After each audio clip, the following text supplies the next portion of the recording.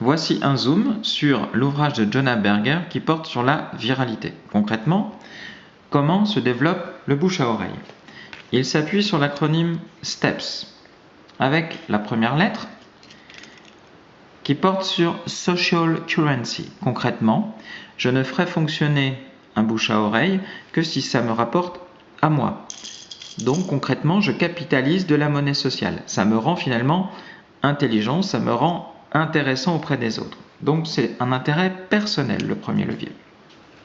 Ensuite, le T de triggers, sous-entendu la notion de déclencheur. Si ma cible se plonge sur mes livrables, c'est que finalement j'ai réussi de manière récurrente à faire revenir cette cible. Donc j'ai travaillé sur un code mémoriel et c'est un des leviers, cette notion de déclencheur, pour travailler sur le bouche à oreille. Ensuite, le E de émotion. Je prends l'image ici d'un éléphant pour faire référence à l'ouvrage des frères Hitt qui s'appelle Switch, oser le changement. En effet, on retrouve un conducteur qui a besoin d'éléments factuels, d'analyse pour avancer, d'un éléphant dont le seul objectif intérêt porte sur le plaisir immédiat.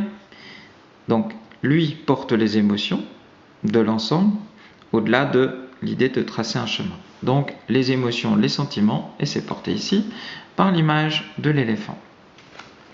Ensuite, quelle que soit la nature de mes livrables, il faut que je les rende publics. Donc, mes livrables doivent être visibles. Je m'expose aux questions, aux interrogations.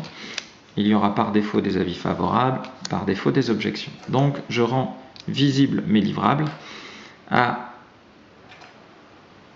auprès d'une cible la plus large possible.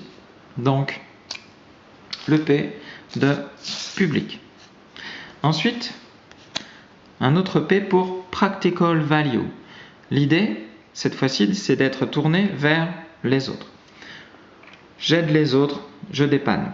Donc concrètement, je suis tourné vers les autres et j'apporte quelque chose de très pratique, avec l'idée notamment de montrer.